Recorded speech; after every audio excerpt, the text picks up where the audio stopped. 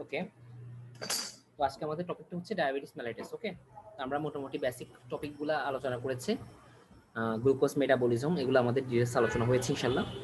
Lipid মেটাবলিজমটা আমরা মোটামুটি যতটুকু পেরেছি আলোচনা করেছি, বাদ বাকি অংশটুকু আপনারা পড়ে নেবেন বলেছিলাম ভাইয়া। তো আজকে থেকে আমরা ইনশাল্লাহ ডায়াবেটিস মেলাইটিস স্টার্ট করলাম। ওকে, সো ডায়াবেটিস মেলাইটিসের মধ্যে অনেকগুলো পোর্শন আছে, অনেক বড় একটা টপিক এটা। সো এখানে আসলে আমাদের ডায়াবেটিস মেলাইটাসের ডেফিনিশন, ডায়াবেটিস মেলাইটাসের ক্লাসিফিকেশন, হ্যাঁ, তারপর হচ্ছে টাইপ 1 ডায়াবেটিস, যেহেতু অনেকগুলো ক্লাসিফিকেশন আছে, অনেকগুলো ডায়াবেটিসের নাম আছে আমরা জানি, বাট সবগুলো ইম্পর্টেন্ট নয়। টাইপ 1 টাইপ 2 বেশি ইম্পর্টেন্ট। সো টাইপ 1 টাইপ 2 কেন হয়, এদের প্যাথোজেনেসিস কি, নর্মাল গ্লুকোজের যে চার্টটা বা কিভাবে আমাদের ইনসুলিন রিলিজ হয়, ইনসুলিনের নর্মাল গ্রাফ প্রেজেন্টেশন কেমন, ঠিক আছে, difference between type 1 type 2 diabetes mellitus, ঠিক আছে, কমপ্লিকেশন হতে পারে, কি ধরনের কমপ্লিকেশন হয়, ঠিক আছে, ইনসুলিন রেজিস্ট্যান্স সিনড্রোম, অনেক রকম টপিক আছে। সো এগুলো আমরা আলোচনা করার ট্রাই করবো বা বোঝার ট্রাই করবো, ঠিক আছে। ওকে, যাই হোক আমরা শুরু করি বিসমিল্লাহ বলে। আমাদের আজকে টপিকটা হচ্ছে ডায়াবেটিস মেলাইটাস এবং এর টাইপগুলোর ডিটেলস আলোচনা। তাহলে প্রাথমিক অবস্থায় যদি বলি যে ডায়াবেটিস মেলাইটাস জিনিসটা আসলে কি, এটা সিম্পল একটা আনসার যে it is a metabolic disorder. এটা একটা মেটাবলিক ডিসঅর্ডার যেখানে কি হয় যে আমাদের ব্লাড গ্লুকোজ লেভেল বেড়ে যায়, যাকে আমরা সিম্পল ভাবে বলি হাইপার গ্লাইসেমিয়া, ঠিক আছে। তাহলে বলা হচ্ছে এটা হচ্ছে একটা মেটাবলিক ডিসঅর্ডার, যে ডিসঅর্ডার এটাতে কি হয় আমাদের ব্লাড গ্লুকোজ লেভেল বেড়ে যায়, মানে হাইপার গ্লাইসেমিয়া ডেভেলপ করে। এখন এই হাইপার গ্লাইসেমিয়া কেন ডেভেলপ করে, অলরেডি আমরা জানি যে আমাদের ব্লাডের মধ্যে গ্লুকোজ লেভেল যদি বেড়ে যায় তখন তার রেসপন্সে একটা স্পেশাল হরমোন রিলিজ হয়, যে হরমোনটা কি করে এই ব্লাড গ্লুকোজগুলোকে বিভিন্ন অর্গানে ইনফ্লাক্স করায়, বিভিন্ন অর্গানগুলোতে প্রবেশ করায়। লাইক আমাদের লিভারে প্রবেশ করাতে পারে, আমাদের স্কেলেটাল মাসেলগুলোতে প্রবেশ করাতে পারে, অ্যাডিপোজ টিস্যুতে প্রবেশ করাতে পারে। অনেকগুলো স্পেসিফিক লোকেশন আছে যে লোকেশনগুলোতে আমাদের এই হরমোনটা ব্লাড গ্লুকোজগুলোকে প্রবেশ করায়, যাতে করে ব্লাড গ্লুকোজ লেভেল আবার তার আগের অবস্থানে ব্যাক করে। আচ্ছা, মানে হাইপার গ্লাইসেমিয়া যাতে হতে না পারে, তাহলে সেই হরমোনটাকে আমরা বলি ইনসুলিন। তাহলে বলা হচ্ছে যে কোনো কারণে ইনসুলিন সিক্রেশনে যদি কোনো ডিফেক্ট হয়, তার অর্থ হচ্ছে ইনসুলিন যদি প্রপারলি সিক্রেশন হতে না পারে, অথবা ইনসুলিন সিক্রেশন হচ্ছে কিন্তু সে তার অ্যাকশন শো করতে পারতেছে না। এখন কোশ্চেন হচ্ছে কেন পারতেছে না। আমরা বলেছিলাম যে ইনসুলিন যখন তার রিসেপ্টরের সঙ্গে বাইন্ড করে তখন কিন্তু আলটিমেটলি কি হয়, তখন বিভিন্ন রকমের অ্যাক্টিভিটি শো হয়। যেমন ইনসুলিন যখন তার রিসেপ্টরের সঙ্গে বাইন্ড করে তখন গ্লুট 4, যাকে আমরা বলি ইনসুলিন ডিপেন্ডেন্ট গ্লুকোজ ট্রান্সপোর্টার, এই ট্রান্সপোর্টারগুলো সাইটোপ্লাজম থেকে আমাদের সেল মেমব্রেনে অ্যাঙ্কর্ড হয়। অ্যাজ আ রেজাল্ট আমাদের ব্লাড গ্লুকোজগুলো ওই সেলের মধ্যে প্রবেশ করে। তাহলে যদি এমন হয় যে ইনসুলিন তার রিসেপ্টরের সঙ্গে বাইন্ড করতেছে, অথবা তার বাইন্ড করতেছে, কিন্তু বাইন্ড করার পরে তার যে অ্যাক্টিভিটি, তার যে সিগন্যালিং পাথওয়ে, সেই পাথওয়েতে কোনো ডিফেক্ট আছে, অথবা ইনসুলিন ঠিকই তৈরি হচ্ছে কিন্তু কোনো কারণে সে তার রিসেপ্টরের সঙ্গে প্রপারলি বাইন্ড করতে পারতেছে না, তাহলে আমরা বলতে পারি যে এই ক্ষেত্রে ইনসুলিন সিক্রেশনে কোনো প্রবলেম নাই, প্রবলেমটা হচ্ছে ইনসুলিনের ফাংশনে, ইনসুলিনের অ্যাকশনে। তাহলে আমার ব্লাড গ্লুকোজ লেভেল কে আমি কমাইতে পারবো না দুইটা কারণে। যদি ইনসুলিন প্রপারলি তৈরি না হয়, অর্থাৎ ইনসুলিন সিক্রেশনে যদি ডিফেক্ট থাকে, দুই, ইনসুলিন যদি তার ফাংশন প্রপারলি শো না করে, অর্থাৎ ইনসুলিনের যে action on the receptor or after receptor, যেটা আমরা বলি receptor and post receptor signalling pathway. তাহলে অ্যাকশনের ক্ষেত্রে দুটো ওয়ার্ড আসবে, একটা হচ্ছে রিসেপ্টর প্রবলেম, তার অর্থ হচ্ছে ইনসুলিন তার রিসেপ্টরের সঙ্গে প্রপারলি বাইন্ড করতে পারতেছে না, অথবা ইনসুলিন তার রিসেপ্টরের সঙ্গে বাইন্ড করছে কিন্তু প্রপার সিগন্যাল পাথওয়ে মেনটেন হচ্ছে না, যাকে আমরা বলি পোস্ট রিসেপ্টর পাথওয়ে বা পোস্ট রিসেপ্টর সিগন্যালিং পাথওয়ে। এই দুইটা পাথওয়েতে বা এই দুইটা মেকানিজমে যদি প্রবলেম হয়, তাহলে ইনসুলিন তার অ্যাকশন প্রপারলি শো করতে পারবে না। আর ইনসুলিনের অ্যাকশন হচ্ছে যে তার রিসেপ্টরের সঙ্গে যে যখন বাইন্ড করে তখন ইনসুলিন ডিপেন্ডেন্ট গ্লুকোজ ট্রান্সপোর্টার, যাকে আমরা বলি গ্লুট 4, এই গ্লুট 4 কিন্তু সাইটোপ্লাজম থেকে আর সেল মেমব্রেনে আসতে পারবে না। অ্যাজ আ রেজাল্ট আমার গ্লুকোজগুলা কিন্তু ব্লাড থেকে আর সেলের মধ্যে প্রবেশ করতে পারবে না।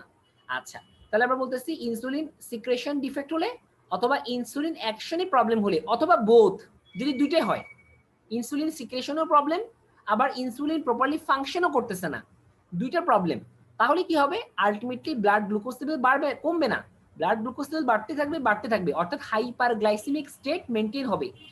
হ্যাঁ, এবং এই কন্ডিশনগুলা ইউজুয়ালি অ্যারাইজ করে from the genetic factor or environmental factor or both. তাহলে যে কন্ডিশনটা ডেভেলপ করবে তাকে আমরা বলবো ডায়াবেটিস মেলাইটাস। তাহলে একবার বলি একটু যে diabetes mellitus is a metabolic disorder. এটা হচ্ছে একটা মেটাবলিক কন্ডিশন, যে কন্ডিশনটা হয় রেজড ব্লাড গ্লুকোজের জন্য, যাকে আমরা হাইপারগ্লাইসেমিয়া বলি। আর এই হাইপারগ্লাইসেমিয়াটা কেন হয়? ইনসুলিনের সিক্রেশন প্রপারলি না হওয়ার জন্য, অথবা ইনসুলিন সিক্রেশন হচ্ছে কিন্তু সে ফাংশন করতে পারতেছে না, অথবা দুইটাই, যেটা অ্যারাইজ করে, মানে এই দুইটা কন্ডিশন অ্যারাইজ করে হয় জেনেটিক্যাল কন্ডিশনের জন্য, অথবা এনভায়রনমেন্টাল কন্ডিশনের জন্য, অথবা বোথ। এই মেটাবলিক কন্ডিশনটাকে আমরা বলি ডায়াবেটিস মেলাইটাস। এক কথা আনসার শেষ। এখন এই ডায়াবেটিস মেলাইটাস হলে পেশেন্ট কিছু সাইন সিমটম নিয়ে আসতে পারে, অথবা পেশেন্ট অ্যাসিমটোমাটিকও থাকতে পারে। তার অর্থ হচ্ছে কোন একটা মানুষের ব্লাডের মধ্যে যদি হাইপারগ্লাইসেমিয়া ডেভেলপ করে, তাহলে আমি বলতে পারি না যে হাইপারগ্লাইসেমিয়ার জন্য যে সে বিভিন্ন সাইন সিমটম শো করবে, তা নাও হতে পারে। এটাকে আমরা বলি অ্যাসিমটোমাটিক স্টেজ। আবার এমন হতে পারে যে এই হাইপারগ্লাইসেমিয়ার জন্য কিছু সাইন সিমটম সে প্রেজেন্ট করবে, কিছু ভিজুয়াল প্রেজেন্টেশন সে আপনাকে বলবে, অথবা আপনি কিছু দেখবেন। এটাকে আমরা বলি সাইন বা সিমটমস। যেটা পেশেন্ট বলবে সেটা হচ্ছে সিমটমস, আর যেটা আপনি এক্সামিনেশন করে বের করবেন সেটা হচ্ছে সাইন, বা আপনি ইন্সপেকশন করে বের করবেন সেটা হচ্ছে সাইন। তাহলে পেশেন্ট আপনার কাছে কোনো সাইন সিমটম নিয়েও আসতে পারে, অথবা আপনি ইনসিডেন্টাল ভাবে তার ল্যাব এক্সামিনেশনের মাধ্যমেও কিন্তু এই জিনিসটা ডায়াগনোসিস করতে পারেন। তাহলে যেভাবে ডায়াগনোসিস হোক না কেন, যে সাইন সিমটম নিয়ে প্রেজেন্ট করুক না কেন, সেটা আমরা পরে বুঝবো। সেগুলো নিয়ে ডিটেলস আমরা আলোচনা করবো, কেন হয়, কোন কন্ডিশনটা কেন হয়, কোন সিমটমটা কেন আসতেছে, সবকিছু আমরা ইনশাআল্লাহ একটু ডিটেলস আলোচনা করা ট্রাই করবো। ওগুলো বোঝার আগে আমরা একটু বুঝতে চাই যে এই যে ডায়াবেটিস মেলাইটাস আছে, এটা কত রকম হতে পারে। What is the classification of the diabetes mellitus? বলা হচ্ছে যে ডায়াবেটিস মেলাইটাসের 4 রকমের ক্লাসিফিকেশন আছে, 4 ধরনের ডিস্টিংক্ট টাইপস আছে। এক নম্বর হচ্ছে টাইপ 1, টাইপ 2, আদার স্পেসিফিক টাইপ, এটা পরে আসবো আমরা। আর লাস্ট হচ্ছে জিডিএম, যাকে আমরা বলি জেস্টেশনাল ডায়াবেটিস মেলাইটাস, যেটা প্রেগনেন্ট ওমেনদের হয়। কেন হয় আমরা এটা পরে আলোচনা করবো ইনশাআল্লাহ। তাহলে এই 4 ধরনের ডায়াবেটিস হইতে পারে, যার মধ্যে সবচেয়ে ইম্পর্টেন্ট হচ্ছে প্রথম দুইটা, যেটা নিয়ে আমরা একদম ডিটেইলসে আলোচনা করব। বাকি আমরা মোটামুটি আলোচনা করব যতটুকু সম্ভব বা যতটুকু দরকার। আচ্ছা, এখন আসেন আমরা প্রথমে টাইপ 1 ডায়াবেটিস মেলাইটাস নিয়ে আলোচনা করব। এখন what is type 1 diabetes mellitus? এটা বলতে আসলে কি বোঝায়? দেখেন, আমি এখানে কিছু কথাবার্তা লিখেছি আগে, এগুলো একটু বোঝার ট্রাই করি, তারপর আমরা প্যাথোজেনেসিস নিয়ে বোঝার ট্রাই করব। আচ্ছা, তাহলে টাইপ 1 ডায়াবেটিস মেলাইটাসের একটা স্পেশালিটি হচ্ছে এটা এমন একটা ডায়াবেটিস মেলাইটাস যে ডায়াবেটিস মেলাইটাসের ট্রিটমেন্টে আপনাকে অবশ্যই ইনসুলিন ব্যবহার করতেই হবে।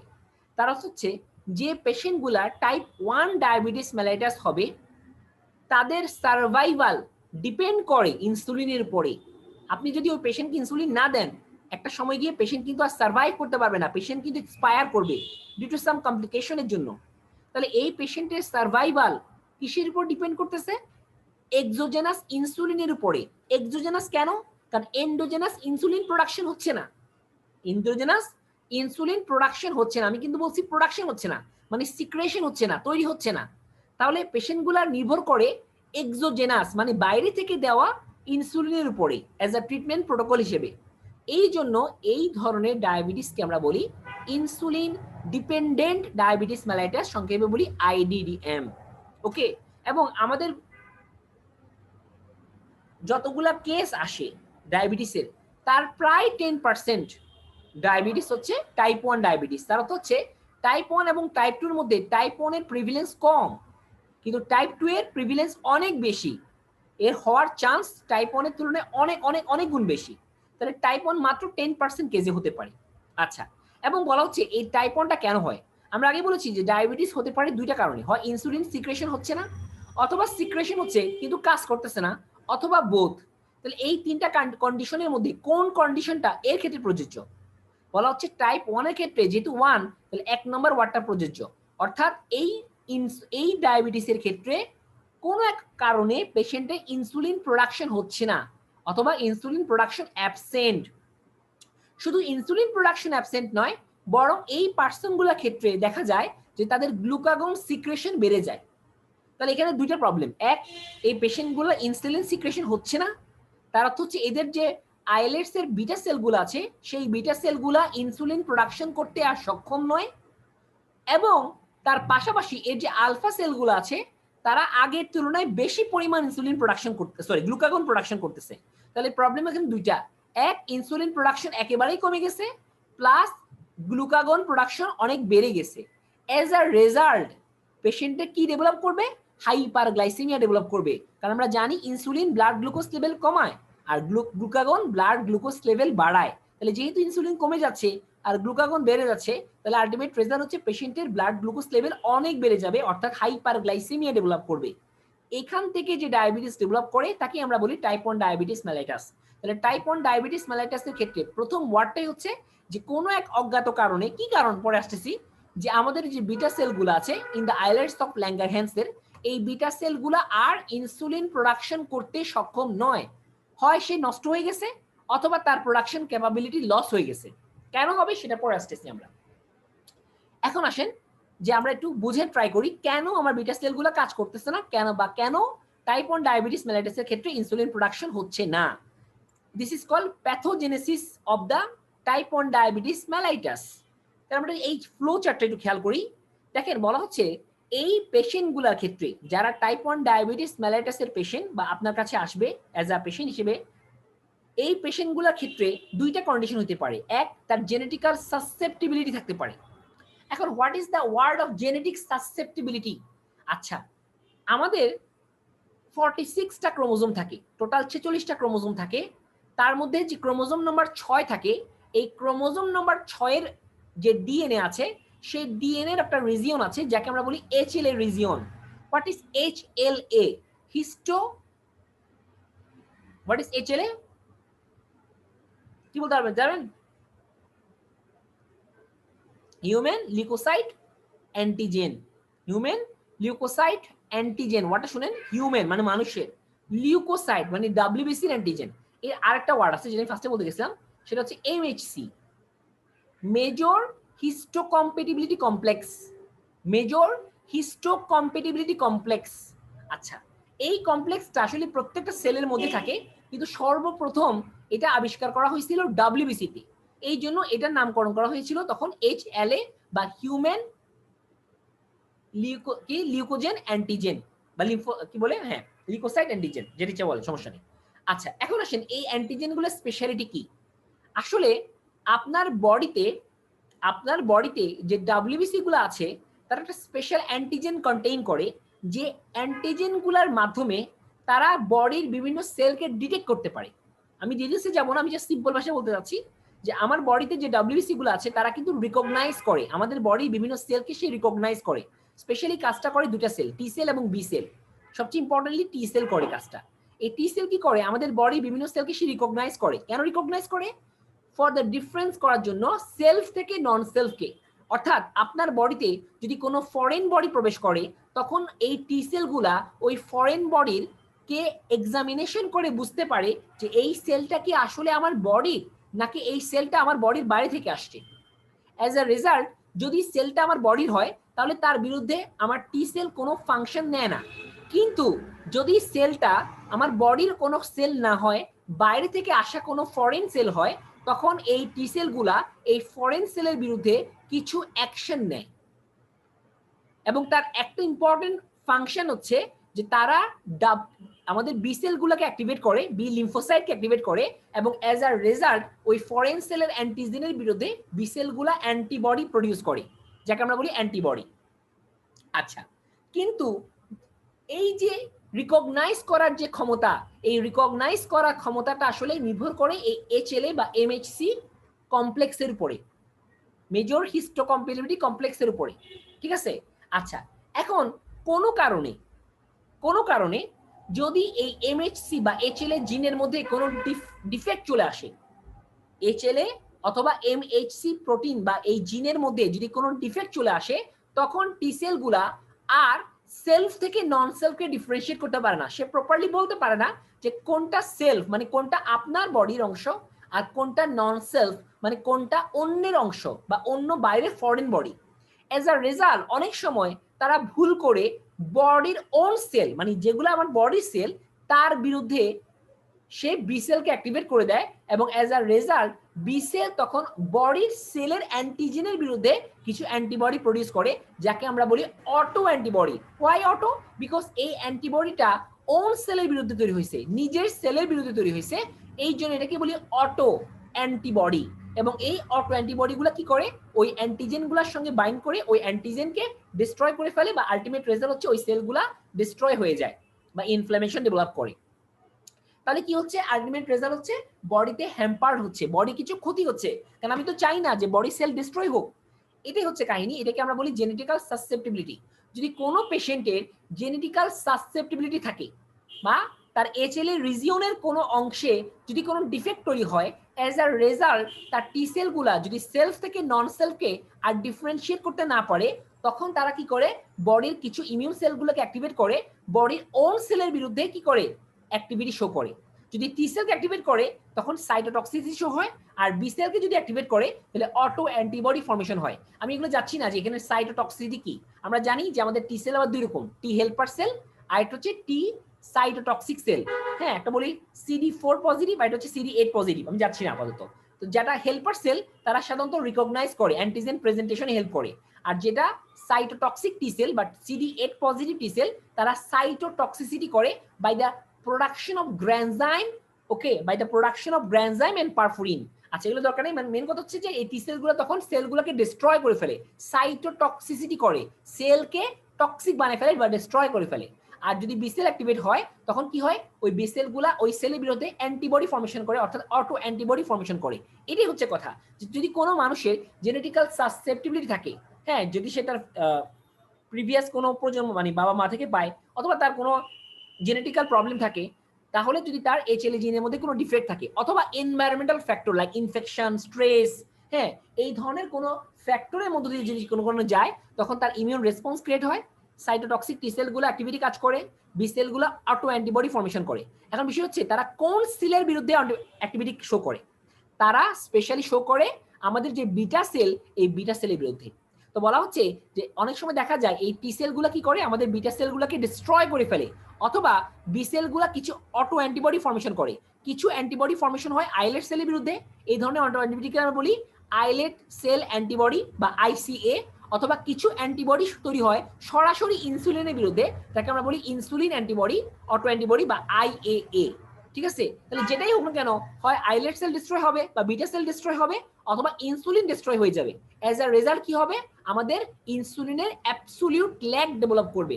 অর্থাৎ যখন প্রচুর পরিমাণ বিটা সেল ডিস্ট্রয় হয়ে যাবে, ঠিক আছে, তখন কিন্তু আর বিটা সেলগুলো আগের মতো ইনসুলিন প্রোডাকশন করতে পারবে না, এবং অ্যাজ আ রেজাল্ট একটা সময় গিয়ে দেখা যাবে যে আমার বিটা সেল আর নাই, এবং আলটিমেটলি কোনো ইনসুলিন আর প্রোডাকশন হচ্ছে না।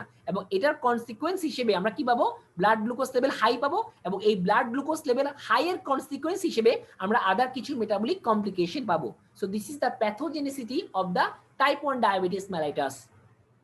এটা হচ্ছে সিম্পল ভাষার কথা।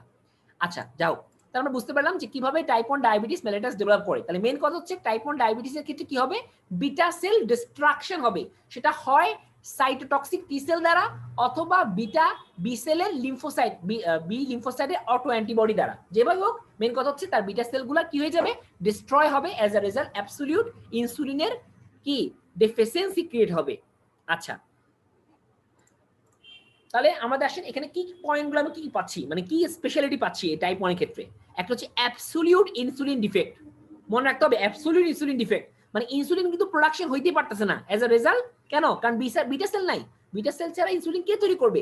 এই জন্য আমাদের টাইপ 1 এর ক্ষেত্রে প্রবলেমটা হচ্ছে ইনসুলিনে, যে আমার ইনসুলিন নাই, ইনসুলিন একেবারে হাওয়া। তাহলে এই পেশেন্টকে সার্ভাইভ করাতে হলে কি করতে হবে, আপনাকে অবশ্যই ইনসুলিন দিতে হবে। বাট একটা কথা মাথায় রাখবেন, একটা পেশেন্টের কখন সে তার সিমটম শো করে, হ্যাঁ, একটা পেশেন্ট ধরো 100টা ইনসুলিন, 100টা বিটা সেল আছে, এখন যদি তার 10টা বিটা সেল ডিস্ট্রয় হয়, 90টা বিটা সেল থাকে, তখন কি তার সে কোনো সিমটম শো করে? আনসার হচ্ছে না, করে না। তাহলে কখন সে সিমটম শো করে, কখন একটা পেশেন্ট ডায়াবেটিসের যে কমন সিমটম গুলো আছে, টিপিক্যাল যে সিমটম গুলো আছে, এই সিমটম গুলা কখন সে ডেভেলপ করে, বলা হচ্ছে আপ টু 80% পর্যন্ত। অর্থাৎ যদি 100টা বিটা সেলের মধ্যে যদি 70 to 80 বিটা সেল ডিস্ট্রয় হয়ে যায়, ততক্ষণ পর্যন্ত পেশেন্ট ইউজুয়ালি টাইপ 1 এর ক্ষেত্রে কোনো সিমটম শো করে না। যখনই পেশেন্টে usually 80 to more than 80 80 to more than 80 কি হয়, বিটা সেল ডিস্ট্রয় হয়ে যায়, মানে more than or equal to 80% beta cell destroy হয়ে যায়, তখনই পেশেন্ট আসলে কি করে সিমটম গুলা শো করে। তার অর্থ হচ্ছে এর আগ পর্যন্ত যে রেসিডুয়াল বিটা সেল গুলো ছিল তারা মোটামুটি কি করে, তারা মোটামুটি পেশেন্টকে কি অ্যাসিমটোমাটিক রাখে। আমি কি বুঝতে পারছি বিষয়টা, যে বলা হচ্ছে যে আমার 100% বিটা সেলের মধ্যে যদি 80% বিটা সেল ডিস্ট্রয় হয়ে যায় তখন গিয়ে পেশেন্ট কি দেখায়, সিমটম শো করে। আমরা সবাই জানি যে কি সিমটমগুলো, পলিউরিয়া, পলিডিপসিয়া, পলিফেজিয়া, কিছু কমন সিমটমগুলো আছে না, এই সিমটমগুলো শো করে।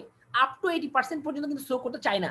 তাহলে কেন পারে না, কেন শো করে না, কারণ আপ টু 80% পর্যন্ত যে রিমেইনিং বিটা সেলগুলো আছে তারা কষ্ট করে কি করে মোটামুটি আমার এই সিমটমগুলোকে কি করে রাখে, অ্যাসিমটোমাটিক রাখে, মানে পেশেন্টকে মোটামুটি অ্যাসিমটোমাটিক রাখে, সিমটম ক্রিয়েট করতে দেয় না, সিমটম ক্রিয়েট করতে দেয় না। এটা হচ্ছে নরমাল কথা।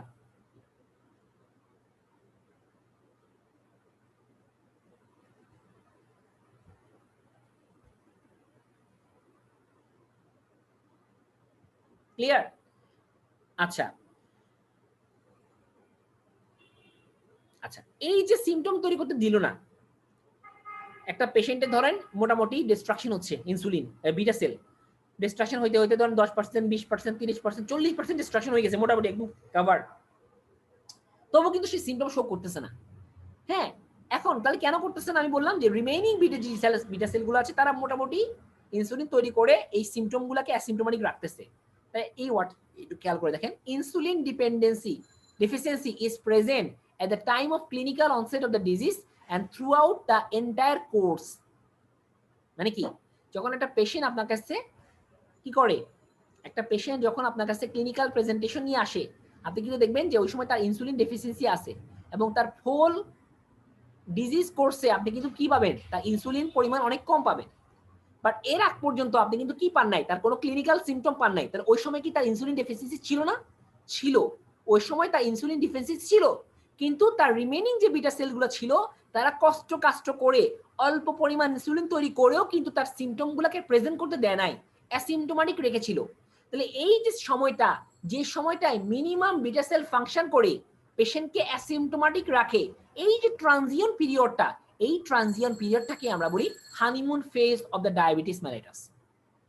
এবং আপনাকে যদি কোশ্চেন করি যে একটা পেশেন্টকে কখন ইনসুলিন দেওয়া ভালো, কারণ আমি আগে বলেছি টাইপ 1 ডায়াবেটিস মেলিটাসের পেশেন্টকে ইনসুলিন দিতেই হবে, কারণ সে ডিপেন্ডেন্ট অন ইনসুলিন, তাকে ইনসুলিন দেওয়া ছাড়া কোনোভাবে আপনি সার্ভাইভ করাতে পারবেন না। তাহলে একটা পেশেন্ট আপনার কাছে আসছে, আপনি তাকে, সে আপনার কাছে ক্লিনিক্যাল সিমটম নিয়ে আসছে, ওই সময় আপনি ইনসুলিন দিলেন। আর একটা পেশেন্ট আপনার কাছে এখনো ক্লিনিক্যাল সিমটম নিয়ে আসে নাই, আপনি কোনোভাবে একটু মানে কোনোভাবে ইনসিডেন্টালি আপনি ডায়াগনোসিস করে ফেলছেন যে পেশেন্টের কি আছে, ইনসুলিন ডায়াবেটিস মেলিটাস আছে। কিভাবে বুঝলেন? যে হয়তো আপনি কোনো একটা কারণে পেশেন্টকে আপনি টেস্ট করতে দিয়েছিলেন এবং টেস্টের রেজাল্ট আসছে যে পেশেন্টের ডায়াবেটিস আছে কিন্তু পেশেন্টের কোনো সিমটম নাই। তাহলে আপনি বুঝতেছেন কি যে পেশেন্টের কেন সিমটম নাই, কারণ তার যে রিমেইনিং বিটা সেলগুলো আছে তারা মোটামুটি কাজ করে ইনসুলিন তৈরি করতেছে এবং যেটা তাকে অ্যাটলিস্ট অ্যাসিমটোমাটিক রাখতেছে। এবং ওই সময় আপনি তাকে ইনসুলিন দিলেন, কোনটা ভালো? বলা হচ্ছে যে আপনি যদি অ্যাসিমটোমাটিক পিরিয়ড ইনসুলিন দেন সেটা পেশেন্টের জন্য খুবই ভালো সিমটোমাটিক ফেজে। কেন? কারণ আপনি যদি অ্যাসিমটোমাটিক ফেজে ইনসুলিন দেন তাহলে রিমেইনিং যে বিটা সেলগুলো আছে যারা এখনো ডিস্ট্রয় হয় নাই তাদের উপর প্রেশার কমে, অ্যাজ আ রেজাল্ট তারা কিন্তু তাদের ডিস্ট্রাকশন হার তুলনামূলক অনেক রিডাকশন হয়। তাহলে পেশেন্টের আপনি একটা গ্রুপ অফ সেলকে সার্ভাইভ করাতে পারছেন। কিন্তু যখন পেশেন্ট আপনার কাছে অলরেডি ক্লিনিক্যাল সিমটম নিয়ে আসছে তখন কিন্তু অলরেডি পেশেন্টের অবস্থা খুবই ক্রিটিক্যাল। ওই মুহূর্তে আপনি যদি পেশেন্টকে ইনসুলিন দেন, পেশেন্টকে আপনি সার্ভাইভ করাতে পারবেন, বাট পেশেন্টের যে রিমেইনিং বিটা সেলগুলো তারা কিন্তু আর নাই, তারা অলরেডি ডিস্ট্রয় হয়ে গেছে। এই জন্য বলা হচ্ছে হানিমুন ফেজে ইনসুলিন দেওয়া সবচেয়ে বেস্ট পিরিয়ড। অর্থাৎ যে ফেজে পেশেন্ট ক্লিনিক্যাল প্রেজেন্টেশন নিয়ে আসে নাই কিন্তু ইনসিডেন্টালি আপনি ডায়াগনোসিস করে ফেলছেন যে পেশেন্টের ডায়াবেটিস মেলিটাস এবং আপনি দ্রুত পেশেন্টকে কি করলেন, ইনসুলিন সাপ্লিমেন্টেশনে চলে গেলেন, তাহলে এটা পেশেন্টের জন্য বেস্ট। আপনি পেশেন্টের সিমটমের জন্য ওয়েট করবেন না। ওকে, আচ্ছা, এটা সিনিয়রদের জন্য, জুনিয়র দরকার নেই এটা। আচ্ছা, তাহলে আমরা বললাম কি পয়েন্টের মধ্যে প্রথম কথা বলে অ্যাবসলিউট ইনসুলিন ডেফিসিয়েন্সি তৈরি হয়। দুই নম্বর হচ্ছে এই ক্ষেত্রে মানে টাইপ 1 ডায়াবেটিস মেলিটাসের ক্ষেত্রে হাইপারগ্লাইসেমিয়া স্টার্ট করে অ্যাব্রাপ্টলি, মানে এমন না যে পেশেন্টের আস্তে আস্তে করে হাইপারগ্লাইসেমিয়া ডেভেলপ করবে, না, পেশেন্টের ধুমধাম খারাপ হয়ে যাবে। পেশেন্ট আজকে সুস্থ ছিল, দুম করে কালকে অসুস্থ হয়ে যাবে।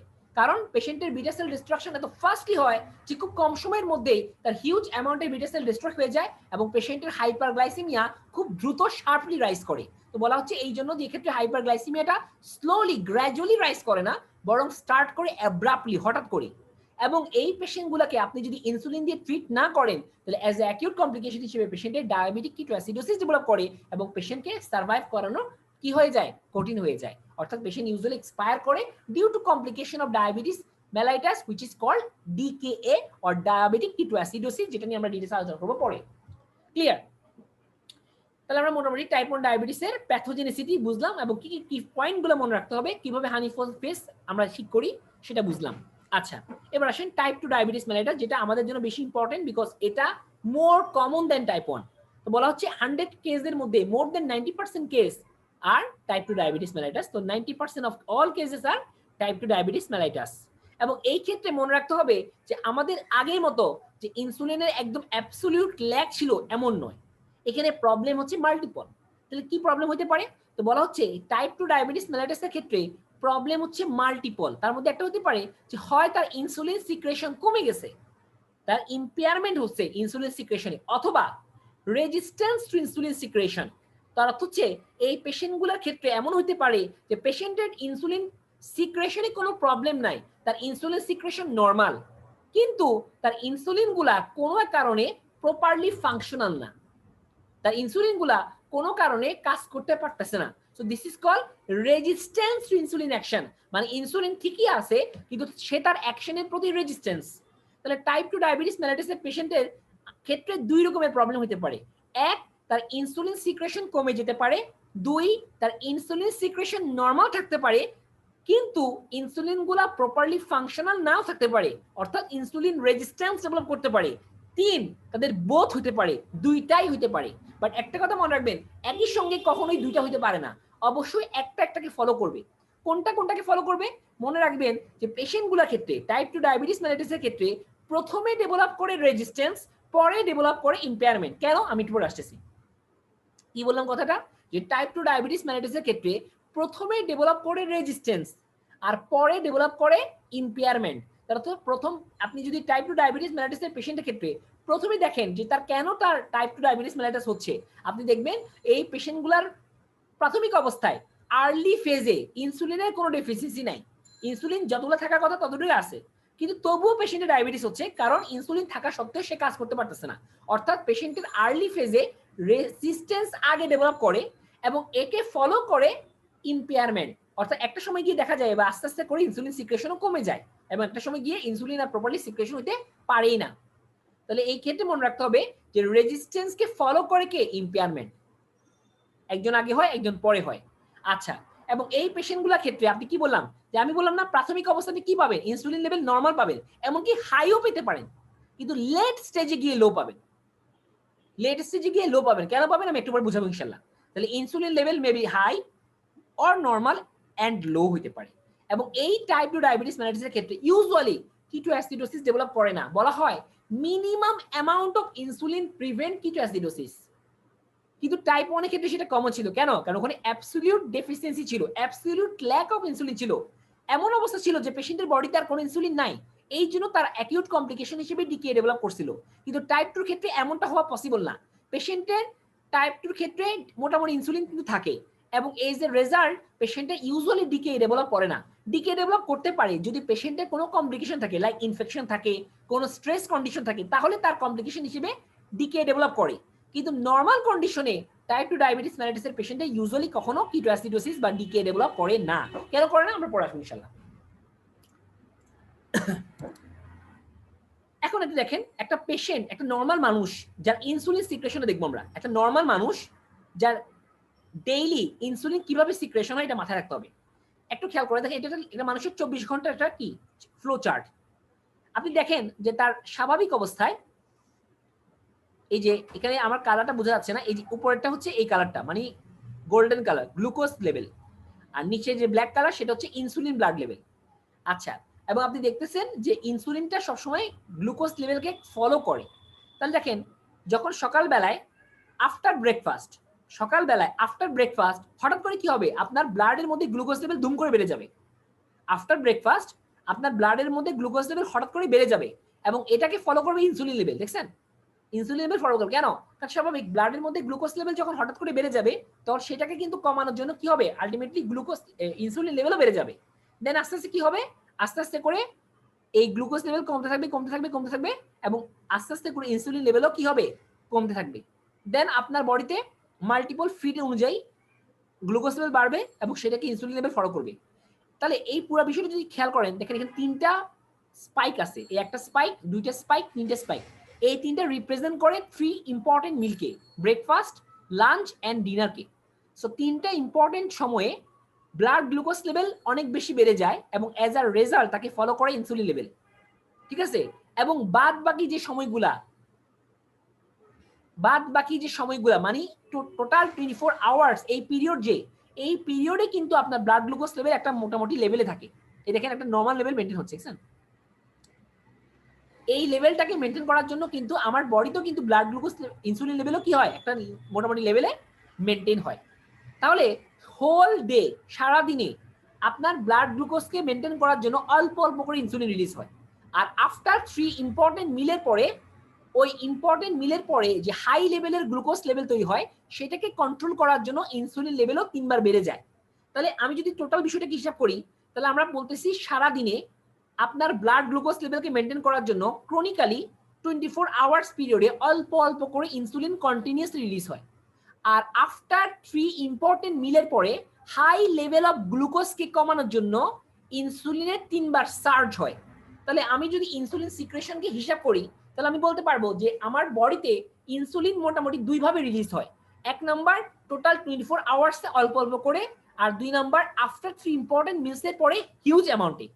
তাহলে প্রথম যে 24 আওয়ার্সে সে অল্প অল্প করে রিলিজ হলো, এই রিলিজটাকে আমরা বলি বেজাল ইনসুলিন লেভেল বা বেজাল রিলিজ অফ ইনসুলিন। আর আফটার 3 ইম্পর্টেন্ট মিলসের পরে যে হিউজ অ্যামাউন্টে ইনসুলিন সার্চ হলো, এটাকে আমরা বলি বোলাস ইনসুলিন। তাহলে আমাদের বডিতে ইনসুলিন দুইটা প্রসেসে রিলিজ হয়, একটা হচ্ছে বেজালে আর একটা হচ্ছে বোলাসে। বেজাল মানে টোটাল 24 আওয়ার্সে অল্প অল্প করে ইনসুলিন রিলিজ হয়, আর বোলাস মানে হচ্ছে আফটার 3 ইম্পর্টেন্ট মিলের পরে হিউজ অ্যামাউন্টের ব্লাড গ্লুকোজ লেভেলকে কন্ট্রোল করার জন্য যে ইনসুলিনের সার্জ হয়, স্পাইক ক্রিয়েট হয়, হিউজ অ্যামাউন্টের ইনসুলিন যে একসঙ্গে রিলিজ হয়, এটাকে আমরা বলি বোলাস রিলিজ অফ ইনসুলিন। ঠিক আছে, আচ্ছা তাহলে বলা হচ্ছে বেজাল এবং বোলাস, তাহলে দুই ধরনের ইনসুলিন বডিতে রিলিজ হতে পারে। এখন একটু বোঝা ট্রাই করি। দেখেন আমি লিখে দিয়েছি যে there is a continuous low level of secretion of insulin. এটা কখন হয়? For 24 hours of period, total 24 ঘন্টায় কন্টিনিউয়াসলি রিলিজ হয়। এবং বলা হচ্ছে ইউজুয়ালি আমি যদি হিসাব করি, আমি দেখব প্রতি 1 ঘন্টায় 1 ইউনিট করে ইনসুলিন রিলিজ হয়, অ্যাপ্রক্সিমেটলি 1 ইউনিট ইনসুলিন রিলিজ হয় পার আওয়ারে। তাহলে যেহেতু যেখানে 24 ঘন্টা আমাদের একদিনে, তাহলে 24 ঘন্টায় মোটামুটি 24 ইউনিটের ইনসুলিন রিলিজ হয়। তাহলে আমি যদি কোশ্চেন করি একটা মানুষের টোটাল বডির বেজাল রিকোয়ারমেন্ট মেনটেন করার জন্য ঠিক কতটুকু অ্যামাউন্টে ইনসুলিন প্রয়োজন, ইউজুয়ালি 24 ইউনিট। কথাগুলো মাথায় রাখেন, কি বললাম যে একটা মানুষের টোটাল 24 আওয়ার্সের ব্লাড গ্লুকোজ লেভেলকে মেনটেন করার জন্য ঠিক কতটুকু অ্যামাউন্টে ইনসুলিন প্রয়োজন, বলা হচ্ছে ইউজুয়ালি সেটা হচ্ছে 24 ইউনিটস। বাট যদিও সেটা বডি ওয়েটকে উপর নির্ভর করে, বডি ওয়েটের উপরে সেটা কম বেশি হতে পারে, 24-এর কম হতে পারে, 24-এর বেশি হতে পারে। সেটা আমরা কি ইউজুয়ালি হিসাব করি সেটা আমরা পরে আসবো ইনশাআল্লাহ, যখন আমি ইনসুলিন হিসেবে কথা বলবো। তাহলে আপনার বডির নরমাল রিকোয়ারমেন্টকে মেনটেন করার জন্য আমার টোটাল কতটুকু অ্যামাউন্টে ইনসুলিন দরকার, ইউজুয়ালি 24 ইউনিট ইনসুলিন দরকার। ঠিক আছে, আচ্ছা আর কি বললাম, বোলাস ইনসুলিন আফটার ইম্পর্টেন্ট 3 মিলের পরে। দেখেন following meals there is a sharp rise which is called prandial or bolus insulin release. The rate and amount of secretion is influenced by the amount of composition of meal. তাতে কি পরিমাণ insulin release হবে ওই সময় সেটা নির্ভর করবে আপনি কি খাচ্ছেন তার উপরে। আপনি কি বেশি পরিমাণ প্রোটিন খাচ্ছেন, আপনি কি বেশি পরিমাণ কার্বোহাইড্রেট খাচ্ছেন, আপনার মিলটা কোন রকমের কম্পোনেন্ট দ্বারা তৈরি তার উপর নির্ভর করে, তার ইনফ্লুয়েন্সের উপর নির্ভর করে ইনসুলিন সিক্রেশনটা নির্ভর করে। বাট সেখানে অবশ্যই একটা হিউজ অ্যামাউন্ট তৈরি হয়। On an average, there is also another 24 units of insulin secretion per day as meal related bolus. বলা হচ্ছে নরমালি একটা মানুষের 24 ঘন্টা 24 ইউনিট হয়, আর টোটাল 3 মিলের সময় টোটাল রিলিজ হয় 24 ইউনিট। কথা কি বুঝতেছেন? যে বলা হচ্ছে টোটাল 24 আওয়ার্স পিরিয়ডে 1 ইউনিট করে 24 ইউনিট কন্টিনিউয়াস রিলিজ হয়। আর প্রত্যেকটা মিলের পরে হিউজ অ্যামাউন্টে ইনসুলিন রিলিজ হয় আফটার আপনার ফুডের কম্পোজিশনের উপর নির্ভর করে। বলা হচ্ছে এটাও মোটামুটি 3টা যোগ করলে 24 ইউনিট দরকার হয়। Bolus release show two phase. First phase is sharp and transient rise lasting for less than 10 minutes, and there is followed by second phase that is sustained and persistent till the blood glucose back to near the normal rate. আমি যদি আগের পেজে দেখেন, এইটা কি দেখেন, খেয়াল করে দেখেন, এই যেটা প্রথম লেভেলটা কি শার্প দুম করে বেড়ে গেছে এবং এটা মোটামুটি 10 মিনিট পর্যন্ত থাকে, দেন আস্তে করে নেমে যায়। ওকে, আবার দুম করে উঠছে আবার নেমে যায়, দুম করে উঠছে আবার নেমে যায়। এই যে দুম করে উঠলো এটা হচ্ছে ফার্স্ট ফেজ। তাহলে প্রথম ফেজ এটা মোটামুটি সময় এটাকে কন্ট্রোল করতে লাগে 10 মিনিট। ঠিক আছে, এই জন্য ফুড ইনটেকের পরবর্তী 10 মিনিটটা ক্রুশিয়াল। ফুড ইনটেকের পরবর্তী 10 মিনিটটা ক্রুশিয়াল, কারণ ওই সময় ব্লাড গ্লুকোজ লেভেল ধুম করে বেড়ে যায় এবং ওই সময় ওইটার উপর নির্ভর করে ইনসুলিন লেভেলটাও ধুম করে বেড়ে যায় এবং সেটা মোটামুটি কত সময় লাগে, 10 মিনিট লাগে। আর বাদ বাকি সময়টাকে বলি সেকেন্ড ফেজ। ওকে, আচ্ছা এর দরকার না বল।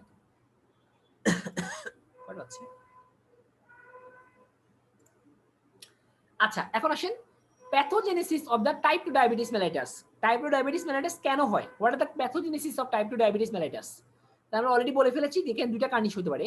এক নম্বর হচ্ছে তার ইনসুলিন সিক্রেশন কমে যেতে পারে, ডিফেক্টিভনেস ডেভেলপ করতে পারে, অথবা তার ইনসুলিন ঠিক আছে কিন্তু সেটা ফাংশনালিটি প্রবলেম হতে পারে, মানে তার রেজিস্ট্যান্স ডেভেলপ করতে পারে। তাহলে আমরা বলে ফেলতেছি যে এক ডিফেক্টিভ ইনসুলিন অ্যাকশন বা রেজিস্ট্যান্স, দুই beta cell destruction or insulin secretion hampered হইতে পারে। যে কোনো দুইটা হতে পারে অথবা দুইটাও হইতে পারে। ওকে, কিন্তু আগে হবে কোনটা? সবসময় রেজিস্ট্যান্স আগে হয় আর তাকে ফলো করে ইম্পেয়ারমেন্ট। আচ্ছা, এবং এই দুইটা বিষয় পার্সেন্ট টু পার্সেন্ট ভ্যারি করে, আবার একই পার্সেন্টের মধ্যে টাইম টু টাইমও ভ্যারি করে। ঠিক আছে, এমন হতে পারে একটা পেশেন্ট আসছে তার শুধু রেজিস্ট্যান্স আছে, তার ইনসুলিন সিক্রেশন নরমাল। আবার একটা পেশেন্ট আসছে তার ইনসুলিন রেজিস্ট্যান্সও আছে, আবার ইনসুলিনের পরিমাণ কম তৈরি হচ্ছে। আবার এমন পেশেন্ট আসতে পারে যা তার ইনসুলিন সিক্রেশন অনেক বেশি, ইনসুলিন সিক্রেশন অনেক বেশি কিন্তু তার হিউজ রেজিস্ট্যান্স আছে। বুঝছেন কথাটা? তাহলে এটা মাথায় রাখবেন। এখন আসেন প্রি ডায়াবেটিস কি। আচ্ছা, প্রি ডায়াবেটিস মানে কি বোঝা ট্রাই করি। দুইটা ওয়ার্ডকে আমরা একসঙ্গে বলি প্রি ডায়াবেটিস। একটা হচ্ছে আইজিটি আর একটা হচ্ছে আইএফজি। একটা হচ্ছে ইম্পেয়ার্ড গ্লুকোজ টলারেন্স আর একটা হচ্ছে ইম্পেয়ার্ড ফাস্টিং গ্লুকোজ। এগুলো মানে কি আসলে? এগুলো মানে হচ্ছে যে আসলে যখন একটা পেশেন্টের ডায়াবেটিস হবে, আমরা তো কি বলি ডায়াবেটিস কখন বলি? একটা ব্লাড লেভেলের মধ্যে গ্লুকোজের একটা নির্দিষ্ট মান ক্রস করলে কি বলি আমরা? এটাকে ডায়াবেটিস বলি, ঠিক না? আচ্ছা, কিন্তু এর আগের যে কন্ডিশনটা, ওই যে হানিমুন ফেজ বলছিলাম না, যে আগের কন্ডিশনটা, যে কন্ডিশনে আমার সিমটম ডেভেলপ করে নাই, মানে এখনো তার ডায়াবেটিস আসলে হয় নাই। হ্যাঁ, এখনো তার ডায়াবেটিস হয় নাই, কিন্তু আপনি দেখতেছেন তার কন্ডিশন ডিটেরিয়েট করতেছে, তার সেলুলার লেভেলে প্রবলেম ডেভেলপ করছে, তার ব্লাড গ্লুকোজ লেভেল আস্তে আস্তে করে বাড়তেছে। সেটা এখনো ডায়াবেটিস পর্যন্ত পৌঁছায় নাই, কিন্তু অদূরেই ডায়াবেটিস পর্যন্ত পৌঁছায় যাবে যদি আপনি এখানে কোনো ইন্টারভেনশন না করেন। তাহলে এই যে অদূরে ডায়াবেটিস পৌঁছায় যাবে, এর আগের যে সমস্যা, যেখান থেকে আপনি বুঝে গেলেন যে পেশেন্টের ডায়াবেটিসের দিকে যাচ্ছে, স্টিল যাচ্ছে, এখনো হয় নাই, বাট আপনাকে কোনো রিকোয়ারমেন্ট নিতে হবে, কোনো ফাংশন আপনাকে শো করতে হবে, কিছু না কিছু করতে হবে যাতে করে তার ডায়াবেটিস না হয়। এই যে কন্ডিশনটা, এই যে সময়টা, এই সময়টাকে আমরা বলি প্রি ডায়াবেটিক পিরিয়ড। এবং এই প্রি ডায়াবেটিক পিরিয়ডের যে মানটাকে দেখে আমরা বলি যে হ্যাঁ পেশেন্টের ডায়াবেটিসটা হইতে পারে ফিউচারে, এই মানটাকে আমরা বলি দুটো ওয়ার্ড, একটা হচ্ছে আইজিটি আর একটা হচ্ছে আইএফজি। একটা হচ্ছে ইম্পেয়ার্ড গ্লুকোজ টলারেন্স আর একটা হচ্ছে ইম্পেয়ার্ড ফাস্টিং গ্লুকোজ। এই মানগুলো আমরা একটু পরে আলোচনা করবো ইনশাআল্লাহ। এবং এই কন্ডিশনগুলোতে পেশেন্টের ডায়াবেটিস হওয়ার মোর চান্স এবং কার্ডিয়াক প্রবলেমস হওয়ার মোর চান্স, কারণ পেশেন্টের যদি আইজিটি বা আইএফজি থাকে, মানে এই লেভেলে যদি ব্লাড গ্লুকোজ থাকে, তাহলে আপনি পেশেন্ট দেখবেন পেশেন্টের বিভিন্ন কমপ্লিকেশন ডেভেলপ করতে পারে, পেশেন্ট অ্যাথেরোস্ক্লেরোসিস ডেভেলপ করতে পারে এবং ফিউচারে 30-40% কেসে পেশেন্টে কি হবে, ডায়াবেটিস শিওর হবে। ঠিক আছে, আচ্ছা এটাকে আমরা বলি প্রি ডায়াবেটিক কন্ডিশন, ঠিক আছে, বা প্রি ডায়াবেটিক পিরিয়ড। ওকে, হোয়াটএভার। এখন আসেন বিটা সেল ফেইলিয়ার। আমরা কিন্তু প্যাথোজেনেসিস পড়তেছি, মানে আমরা টাইপ 2 ডায়াবেটিস মেলাইটাসের প্যাথোজেনেসিস পড়তেছি। তো বলা হচ্ছে টাইপ 2 ডায়াবেটিস মেলাইটাসের ক্ষেত্রে প্যাথোজেনেসিসের মধ্যে একটা ইম্পর্টেন্ট হচ্ছে beta cell failure. And what is beta cell failure? একটু ভালোভাবে বুঝে ট্রাই করেন। ডিস্ট্রাকশন আর ফেইলিয়ার সেম জিনিস নয়। আমি যদি বলি হার্ট ফেইলিয়ার, আপনি কি বুঝবেন? আপনি বুঝবেন যে আমি তখনই ফেইলিয়ার হই যখন যে কাজটা আমার করার কথা ছিল আমি সেটা করতে পারি না, তাকে আমরা বলি ফেইলিয়ার, ঠিক না? অ্যাজ এ স্টুডেন্ট হিসেবে আমার পড়ালেখা করা উচিত, মানে আমি পড়ালেখা করলাম না, তাই আমি বললাম আমি অ্যাজ এ স্টুডেন্ট হিসেবে আমি ফেইলিয়ার। হ্যাঁ, আমি একটা বিজনেসম্যান কিন্তু আমি প্রপারলি বিজনেস করতে পারতেছি না, তাহলে বিজনেসম্যান হিসেবে আপনি ফেইলিয়ার। তাহলে ফেইলিয়ার কখন, কাকে বলি? যখন যার যে কাজটা করা উচিত সেই কাজটা সে যদি মেনটেন করতে না পারে, সে যদি সে ফাংশনটা প্রপারলি করতে না পারে, তখন সেই কন্ডিশনটাকে আমরা বলি ফেইলিয়ার। এবার হার্টের কাজ হচ্ছে পাম্প করা, ব্লাড পাম্প করা, বাট সে যদি প্রপারলি পাম্পিং অ্যাকশন শো করতে না পারে, তখন আমি বলি হার্ট ফেইলিয়ার। ঠিক একইভাবে বিটা সেলের কাজ হচ্ছে ইনসুলিন সিক্রেশন করা, কিন্তু কোনো কারণে যদি বিটা সেল তার এই ফাংশন শো করতে না পারে, আমি কিন্তু বলতেছি না বিটা সেল ডিস্ট্রাকশন, আমি যদি মরেই যাই তাহলে আমি শো করবো না, সেটাই স্বাভাবিক। এজ এ স্টুডেন্ট আমি পড়ালেখা করতেছিলাম, আমাকে কি গুল করে মেরে ফেলছে, তা আমি তো মরে গেছি, আমি কি পড়ালেখা করতে পারবো? পারবো না। তাহলে আমি বলবো না যে হ্যাঁ স্টুডেন্ট শুড বি ফেলিয়ার, আর বেটা তুই তো মরেই গেছিস, তুমি ফেলিয়ার কি হবা? কিন্তু আমি স্টুডেন্ট বেঁচে আছি কিন্তু কাজ করতেছি না, পড়তেছি না, তাহলে আমি ফেলিয়ার। ঠিক এটাই হচ্ছে কন্ডিশন, যে বিটা সেল এখন সার্ভাইভ করছে, বিটা সেল ডিস্ট্রয় হচ্ছে না, কিন্তু বিটা সেলের যে ফাংশন অর্থাৎ ইনসুলিন রিলিজ করা সেই কাজটা সে করতেছে না, সেটাকে আমরা বলি বিটা সেল ফেলিয়ার। এই জন্য খেয়াল করে দেখেন, আমরা যখন pathogenesis of the type 2 diabetes manager বলেছি, আমি কিন্তু বলি না destruction of the beta sell, আমি বলছি ডিফেক্টিভ অফ ইনসুলিন সিক্রেশন, অর্থাৎ ইনসুলিন প্রোডাকশন হচ্ছে না, ইনসুলিন তৈরি হচ্ছে না। ওকে, ইনসুলিন প্রোডাকশনের সমস্যা, এটা এমন কজ না যে insulin cell beta cell destroy হয়ে গেছে, ইনসুলিন প্রপারলি ফাংশনাল না, বিটা সেল ফাংশনাল না, এজ এ রেজাল্ট ইনসুলিন তৈরি হচ্ছে না, এটাকে বলতেছি ডিফেক্টিভ কি, এই ওয়ার্ডটা ঠিক করে এখানে ঠিক করে একটু, বিটা সেল ডিস্ট্রাকশন উচিত না, এখানে লাগা উচিত, এটা ঠিক করে আমি আগে ঠিক করছিলাম, ভুল করে ফেলছি, এটা লাগবে বিটা সেল ডিস্ট্রাকশন না করে আপনারা লিখবেন এখানে যে বিটা সেল ইনসুলিন ইম্পেয়ারমেন্ট, এটার কারেকশন করে নিন তো। ওকে, আচ্ছা, তাহলে বিটা সেলে আমরা এখানে ডিস্ট্রাকশন লিখবো না, হ্যাঁ, তবে এমন না যে ডিস্ট্রাকশন হবে না, অবশ্যই ডিস্ট্রাকশন হবে, বাট সেটা কোনো অ্যাক্টিভ প্রসেস না, যে হ্যাঁ হিউজ অ্যামাউন্টের বিটা সেল ডিস্ট্রয় হয়ে যাচ্ছে by the cytotoxicity, by the auto অ্যান্টিবডিক অ্যাকশন। হ্যাঁ, বিটা সেল ডিস্ট্রয় হবে, বাট সেটা হবে ডিফারেন্ট ভাবে, হয় সেটা ছোট হয়ে যাবে, অথবা সেলগুলো আস্তে আস্তে করে বিভিন্ন সাবস্টেন্স অ্যাকুমুলেট করে আস্তে আস্তে করে মারা যাবে, মানে এক্ষেত্রে আমার ডিস্ট্রাকশন প্রসেসটা একটু ডিফারেন্ট। ওকে, এই জন্য আমরা এখানে বলতেছি, এই ওয়ার্ডটাকে বলতেছি বিটা সেল ডিস্ট্রাকশন না বলে সরাসরি বলতেছি বিটা সেল ফেলিয়ার, অর্থাৎ বিটা সেলগুলা তার যে কাজ করা উচিত, তার যে ইনসুলিন সিক্রেশন করা উচিত সেই কাজে সে ব্যর্থ, অর্থাৎ সে প্রপারলি ইনসুলিন তৈরি করতে পারতেছে না, এই ক্ষেত্রে সে ব্যর্থ। এখন ইনসুলিন সে তৈরি করতে পারতেছে না কেন?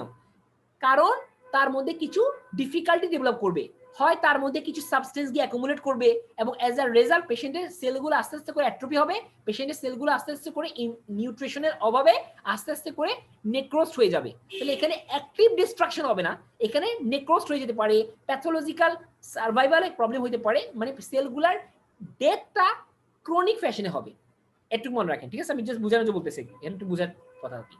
যাক, আমরা একটু মনে রাখেন বিটা সেল ফেলিয়ার মানে হচ্ছে এখানে বিটা সেল মোটামুটি নাম্বারের দিক থেকে ঠিক থাকে বা নাম্বার কমে যেতে পারে, বাট মেইন ফাংশন হচ্ছে বিটা সেল তার যে ফাংশন, তার যে ইনসুলিন প্রোডাকশন করার ক্ষমতা, সেই ফাংশনটা শেষ করতে পারতেছে না। তাহলে বিটা সেল ফেলিয়ারটা টাইপ 1 এ দেখা যায় না, মূলত দেখা যায় কোথায়? টাইপ 2 তে। তাহলে occurs much more earlier and more severely in type 2 diabetes mellitus. যদি টাইপ 1 এ দেখাও যায় সেটা কি খুবই রেয়ার। ওকে, আর individual progress from normal glucose tolerance. এখন নর্মাল গ্লুকোজ টলারেন্স মানে কি? সিম্পল বিষয়, যে নর্মাল গ্লুকোজ টলারেন্স মানে কি, মানে আমাদের ব্লাডের যে গ্লুকোজটা সেটা প্রতি আমি ওকে, হ্যাঁ আমার নর্মাল গ্লুকোজ, একটা নর্মাল গ্লুকোজ থাকতে হবে, নাহলে আমি সার্ভাইভ কিভাবে করবো? গ্লুকোজ আমার বডির প্রত্যেকটা সেলের জন্য নিউট্রিয়েন্ট, হ্যাঁ প্রত্যেকটা সেলের জন্য ফুয়েল, তাহলে নর্মাল গ্লুকোজ আমাকে থাকতেই হবে, নাহলে আমি মারা যাবো। তাহলে নর্মাল যে গ্লুকোজ লেভেল, যেটার প্রতি আমি ওকে, যে গ্লুকোজ লেভেল থাকলে আমার কোনো প্রবলেম নাই, this is called glucose tolerance. But যখনই আমার বিটা সেলগুলা প্রপারলি ফাংশনাল হয় না, যখনই বিটা সেল ফেলিয়ার হয়ে যায়, বিটা সেল মাসটা আস্তে আস্তে করে ডিক্লাইন হয়ে যায়, বিটা সেলের পরিমাণ আস্তে আস্তে কমতে থাকে, হ্যাঁ by the accumulation of some substance, পরে আসছে কি, হ্যাঁ আলটিমেটলি বিটা সেলগুলো শ্রিঙ্ক করে, অ্যাট্রোফি হয়ে যায়, ছোট হয়ে যায়, আইলেটস অফ ল্যাঙ্গারহ্যান্সটা শ্রিঙ্ক করে, this is called beta cell shrinking effect. তাহলে বিটা সেল 50% কেসে যখন মাস ডিক্লাইন হইতে থাকে, মানে যখন 100% বিটা সেলের মধ্যে 50% বিটা সেল অলরেডি কি হয়ে গেছে, শ্রিঙ্ক করে ফেলছে, অ্যাট্রোফি হয়ে গেছে, নেক্রোস হয়ে গেছে বা ডিস্ট্রয় হয়ে গেছে, তখন দেখা যায় পেশেন্টের আর আগের মতো গ্লুকোজ টলারেন্স থাকে না, তখন তারা ডেভেলপ করে আইএফজি অথবা ইম্পেয়ার্ড ফাস্টিং গ্লুকোজ। অর্থাৎ ইউজুয়ালি এই পেশেন্টগুলোর ক্ষেত্রে ফাস্টিং গ্লুকোজ মানে সকালবেলা যে গ্লুকোজ সেটার প্রতি তার কি হয়, টলারেন্স, ইনটলারেন্স ডেভেলপ করে। আর এটা হচ্ছে যদি 80% ডিস্ট্রয় হয়ে যায়, যদি 80% মাস শ্রিঙ্ক করে, তাহলে মোটামুটি তার যে ডেভেলপ করে কন্ডিশন তাকে আমরা বলি আইজিটি বা ইম্পেয়ার্ড গ্লুকোজ টলারেন্স। এক্ষেত্রে পেশেন্টের গ্লুকোজের প্রতি ইনটলারেন্স ডেভেলপ করে, ঠিক আছে, অল টাইম সারাদিন সবসময়।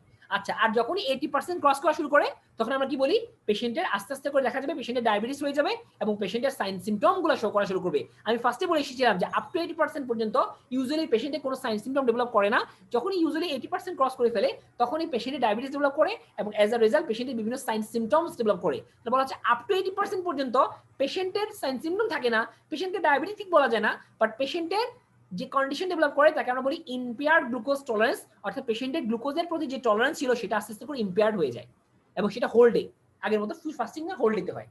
ওকে, এখন আসলে এই বিটা সেল ফেলিওর কজ কি, কেন হয়? বলা হচ্ছে অনেক কারণে বিটা সেল ফেলিওর হতে পারে। তার এক নম্বর কজ হচ্ছে অ্যাডভান্সিং এজ, বয়স বাড়ার সঙ্গে সঙ্গে বিটা সেল ফেলিওর হতে পারে, মানে যত বয়স বাড়ে সেলের ফাংশনালিটি তত ডিক্রিজ করবে। জেনেটিক ফ্যাক্টর, আমরা জানি টাইপ 2 ডায়াবেটিস মেলাইটাসের ক্ষেত্রে জেনেটিক ফ্যাক্টর খুব ইম্পর্টেন্ট, মোর দেন টাইপ 1 ডায়াবেটিস মেলাইটাস। এক্ষেত্রে জেনেটিক্যাল ইম্পেয়ারমেন্ট খুব ইম্পর্টেন্ট, ঠিক আছে? তারপর কি হতে পারে? ইনসুলিন রেজিস্ট্যান্স, আমি বলেছিলাম যে পেশেন্টের আগে ইনসুলিন রেজিস্ট্যান্স ডেভেলপ করে, তারপর পেশেন্টের কি হয়? ডিক্রিজ ইনসুলিন ইম্পেয়ারমেন্ট, বা পেশেন্টের ইনসুলিন সিক্রেশনটা ইম্পেয়ার হয়ে যায়। বলেছেন না আগে এটাকে ফলো করে, একটু বোঝার ট্রাই করি কেন হয়। ধরেন একটা পেশেন্টের বিটা সেল ওকে, এটা হচ্ছে তার প্যানক্রিয়াস, এটা হচ্ছে আইলেটস অফ ল্যাঙ্গারহ্যান্স, আমি এটা বড় করে দিলাম, এটা হচ্ছে একটা আইলেটস অফ ল্যাঙ্গারহ্যান্সের মধ্যে বিটা সেল। দেখেন বিটা সেল নরমাল, এবং দেখেন ইন্টারসেলুলার মধ্যে কোনো জায়গায় কোনো কিছু নাই। So this is the beta sell. তো তখন দেখা যায় বিটা সেল ইনসুলিন সিক্রেশন করতেছে, ইনসুলিন গুলা কি করতেছে, যাই সেলের মধ্যে রিসেপ্টরের সঙ্গে বাইন্ড করা ট্রাই করতেছে। কিন্তু যদি তার রিসেপ্টরের প্রবলেম থাকে অথবা পোস্ট রিসেপ্টর সিগন্যালিং এ কোনো প্রবলেম থাকে, তাহলে কি হবে? ইনসুলিন থাকবে ঠিকই, কিন্তু ইনসুলিন তার ফাংশন শো করতে পারবে না। অ্যাজ আ রেজাল্ট তার ব্লাড গ্লুকোজ লেভেল বাড়া শুরু করবে। তখন এই ব্লাড গ্লুকোজ লেভেল কি করবে, কি করবে? আমরা জানি বিটা সেলের জন্য গ্লুকোজ হচ্ছে একটা ইম্পর্টেন্ট রেগুলেটর। তাহলে বিটা সেলের কাছে গ্লুকোজ গিয়ে বলবে, এই বেটা আমি এখনো সেলের মধ্যে ঢুকতে পারতেছি না কেন, তুই মনে হয় ঠিকভাবে ইনসুলিন তৈরি করতেছিস না, তুই ইনসুলিন ঠিকভাবে তৈরি কর। অর্থাৎ সে গিয়ে কি করবে? বিটা সেলকে স্টিমুলেট করবে। এখন বিটা সেল চিন্তা করতেছে কি ব্যাপার, আমি তো ঠিকই ইনসুলিন তৈরি করতেছি, তাহলে কেন গ্লুকোজ গুলো সেলে ঢুকতেছে না? তাহলে মনে হয় আমার ইনসুলিন গুলো ঠিকভাবে তৈরি করা হচ্ছে না, আমি মনে কোনো ফল্ট করে ফেলছি। তখন সে তার অ্যাক্টিভিটি বাড়াই দেয়, এবং এই অ্যাক্টিভিটি বাড়ানোর জন্য দেখা যায় যে বিটা সেলের সংখ্যা বাড়তে থাকে এবং আগের তুলনায় বিটা সেলের আয়তনও বাড়তে থাকে। তাহলে আমরা কি পাবো? বিটা সেলের hypertrophy as well as hyperplasia পাবো, অর্থাৎ increase number of beta sell as well as increase size of beta sell পাবো। এবং দেখা যাবে এই ক্ষেত্রে পেশেন্টের এত পরিমাণ ইনসুলিন তৈরি হবে যে তার ব্লাডের মধ্যে ইনসুলিনিমিয়া ডেভেলপ করবে, মানে তার ব্লাডের মধ্যে শুধু ইনসুলিন আর ইনসুলিন। তাহলে আমি কি বলেছিলাম যে টাইপ 2 ডায়াবেটিস মেলাইটাসের ক্ষেত্রে পেশেন্টের ইনসুলিন লেভেল বাড়তেও পারে, হাই হইতে পারে। দেখেন এখানে হাই হয়ে গেছে, কিন্তু তবুও এই ইউজ অ্যামাউন্ট ইনসুলিন কি কোনো ফাংশন শো করতে পারবে? পারবে না। কারণ কি? কারণ ইনসুলিন তো ঠিক আছে, আসলে সমস্যা তো ইনসুলিন রিসেপ্টর বা পোস্ট রিসেপ্টর পাথওয়েতে। তাহলে ইনসুলিন বাড়লেও কিন্তু আলটিমেটলি গ্লুকোজ সেলের মধ্যে ঢুকতে পারবে না। তো এত স্টিমুলেশন গ্লুকোজ গুলা গিয়ে বিটা সেলকে দিবে যে বিটা সেল কাজ করতে করতে করতে করতে একটা সময় কি হবে? সে টায়ার্ড হয়ে যাবে, সে মোটামুটি লেভেলের কি হয়ে যাবে? এক্সস্টেড হয়ে যাবে। আর যখন সে এক্সস্টেড হবে তখনই সে ডিফারেন্ট কিছু প্রোটিন তৈরি করা শুরু করবে, যে প্রোটিনগুলো স্বাভাবিক প্রোটিন নয়, বরং সেটা beta pleated protein, this is called amyloid protein. এই অ্যামাইলয়েড প্রোটিনগুলো কি করবে? এবার সেলগুলো থেকে বের হয়ে ইন্টারসেলুলার স্পেস বা ম্যাট্রিক্সে গিয়ে অ্যাকুমুলেট করা শুরু করবে, এবং অ্যাজ আ রেজাল্ট সেলগুলো আর আগের মতো নিউট্রিশন পাবে না, সেলগুলো আস্তে আস্তে করে ছোট হওয়া শুরু করবে, এবং এই কারণে অনেক সেল নেক্রোস হয়ে যাবে। দেখেন এখানে অ্যাক্টিভ ডিস্ট্রাকশন হয় নাই, সেলগুলো নিউট্রিশনের কারণ অভাবে আস্তে আস্তে করে হচ্ছে কি, ফার্স্টে অ্যাট্রোফি হচ্ছে, দেন আস্তে আস্তে করে নেক্রোস হয়ে যাচ্ছে। তাহলে আলটিমেটলি কি হবে? পেশেন্টের ওই বিটা সেলের মধ্যে বিটা সেলগুলা ছোট হয়ে যাবে এবং সেলগুলো মারা যাবে। তাহলে হাইপোপ্লাসিয়া এবং হাইপোট্রফি ডেভেলপ করবে, এবং ওই সেলগুলোর মাঝখানে আপনি কি পাবেন? Beta pleated protein like amyloid protein পাবেন। ওকে, এবং আলটিমেট রেজাল্ট হচ্ছে পেশেন্টের আর ইনসুলিন সিক্রেশন হবে না। তাহলে দেখেন ইনিশিয়াল স্টেজে আপনি কি পাচ্ছেন? হাইপার ইনসুলিনও পাচ্ছেন, হিউজ অ্যামাউন্ট ইনসুলিন পাচ্ছেন। তাহলে এই সময় পেশেন্টের গ্লুকোজ লেভেলও হাই, ইনসুলিন লেভেলও হাই, কিন্তু প্রবলেম কোথায়? ইনসুলিন রেজিস্ট্যান্সে। এবং লেটার স্টেজে গিয়ে দেখা যাচ্ছে পেশেন্টের বিটা সেল আর ইনসুলিন সিক্রেশন করতে পারতেছে না, তখন পেশেন্টের গ্লুকোজ লেভেল হাই কিন্তু insulin level low. Okay, insulin level low. এটা হচ্ছে রেজিস্ট্যান্স কি? Impairment followed, resistance followed by impairment. Okay, আগে রেজিস্ট্যান্স তারপর ইম্পেয়ারমেন্ট। ওকে, এটা হচ্ছে টাইপ 2 মেডিসিনের একটা কন্ডিশন। তাহলে আমরা বুঝতেছি কেন ফেলিয়ার ডেভেলপ করছে, কেন ফেলিয়ার ডেভেলপ করছে। আচ্ছা, আর কি? গ্লুকোটক্সিসিটি, এক্সেসিভ গ্লুকোজ কি করে? টক্সিসিটি ডেভেলপ করে। তারপর হচ্ছে লিপোটক্সিসিটি, এক্সেসিভ লেভেলে লিপিডও কি করে? টক্সিসিটি করে। কিভাবে করে? দুইভাবে করে। যখন এক্সেসিভ পরিমাণে অ্যাডিপোজ টিস্যু ফর্মেশন হয়, তখন এই অ্যাডিপোজ টিস্যুগুলো কি করে? প্রচুর পরিমাণে ফ্যাটি অ্যাসিড এবং অ্যাডিপোকাইন্স তৈরি করে। অ্যাডিপোকাইন্স হচ্ছে ওয়ান কাইন্ড অফ সাইটোকাইন্স। এই এক্সেসিভ পরিমাণ ফ্যাটি অ্যাসিড কি করে? অনেক ফ্যাটি অ্যাসিড গুলো কি করে? বিটা সেলের মধ্যে ডিপোজিট হয়ে যায়, বিটা সেলের মাঝখানে ডিপোজিট হয়ে যায়, এবং তাদের মধ্যে কিছু চেঞ্জ আসে, এবং আলটিমেটলি যখন হিউজ অ্যামাউন্টের ফ্যাট আমার আইলেটস অফ ল্যাঙ্গারহ্যান্সে ডিপোজিট হয়, তখন কিন্তু আর ওই আইলেটসটা প্রপারলি ফাংশন করতে পারে না, এবং এই অ্যাডিপোসগুলো কি করে? বিভিন্ন সেলে গিয়ে ইনফ্লামেশন করে, এবং এই ইনফ্লামেশনের জন্য অসংখ্য সাইটোকাইন রিলিজ হয়, যে সাইটোকাইনগুলো কি করে আমার এই সেলের মধ্যে যে রিসেপ্টর বা পোস্ট রিসেপ্টর সিগন্যালিং পাথওয়ে, সেই পাথওয়েগুলোকে ডিফেক্টিভ করে ফেলে এবং অ্যাজ আ রেজাল্ট ইনসুলিন তৈরি হলেও সেটা কোনো ফাংশন করতে পারে না। এটাকে আমরা বলি লিপোটক্সিসিটি। আর এটা হচ্ছে GLP-1 ডেফিসিয়েন্সি। আমরা অলরেডি জানি যে কি করে GLP-1 ইনক্রেটিনস তারা কি করে, তারা কিন্তু আলটিমেটলি ইনসুলিনকে হেল্প করে by the reduction of glucose level as well as decrease level of glucagon. তাহলে কোনো কারণে যদি জিএলপি লেভেল কমে যায় তাহলে কিন্তু বিটা ফেলিয়ার হতে পারে। ঠিক আছে, ক্লিয়ার?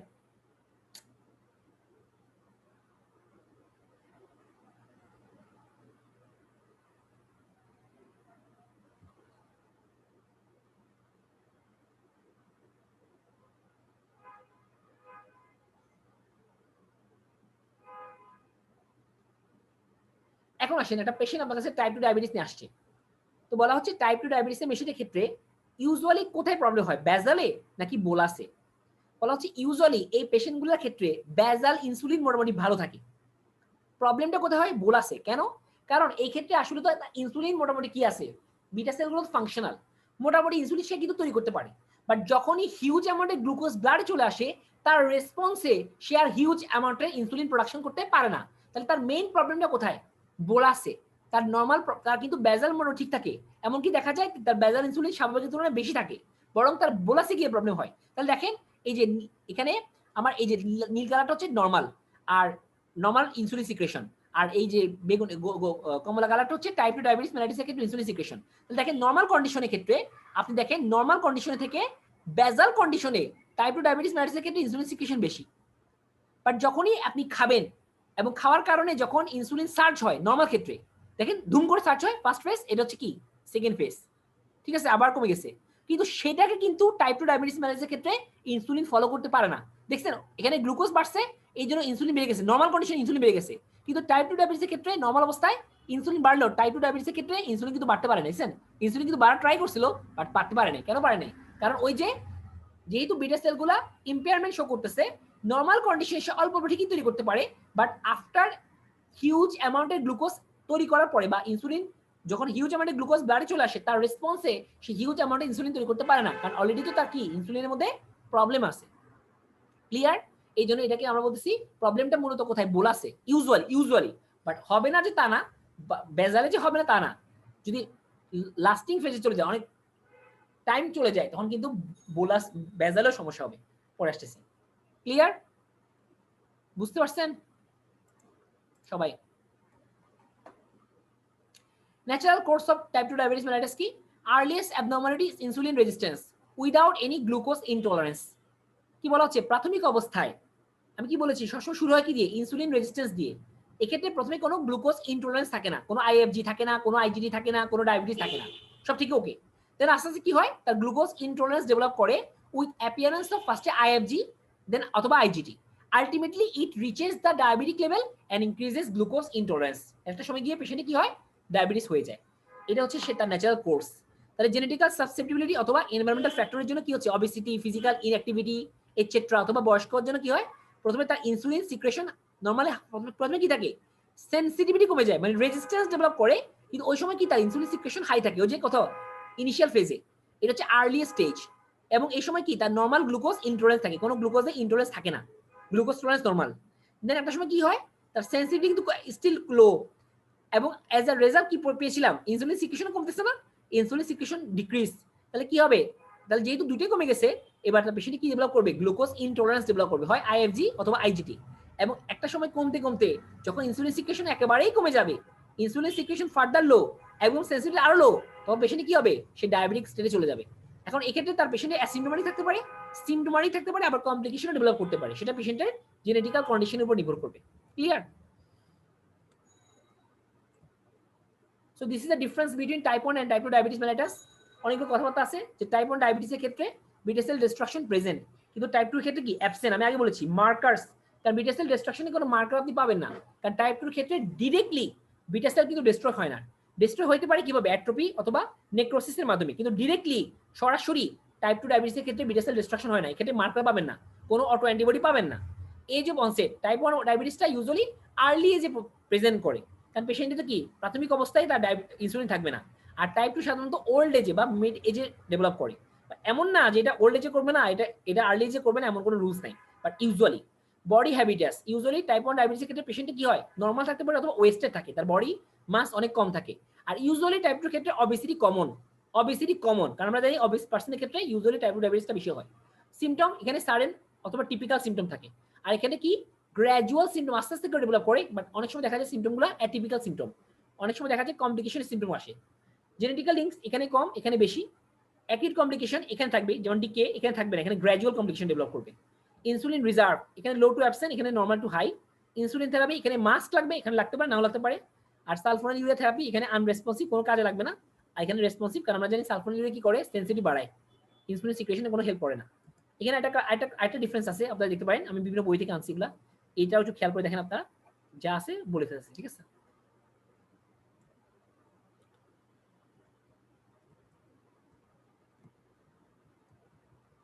ওকে, আচ্ছা ঠিক আছে, আজকে এই পর্যন্ত থাকুক, আমরা নেক্সট ক্লাস ইনশাআল্লাহ বাকিটা আলোচনা করবো, ঠিক আছে। ওকে, বেস্ট অফ লাক, ভালো থাকেন সবাই, আল্লাহ হাফেজ।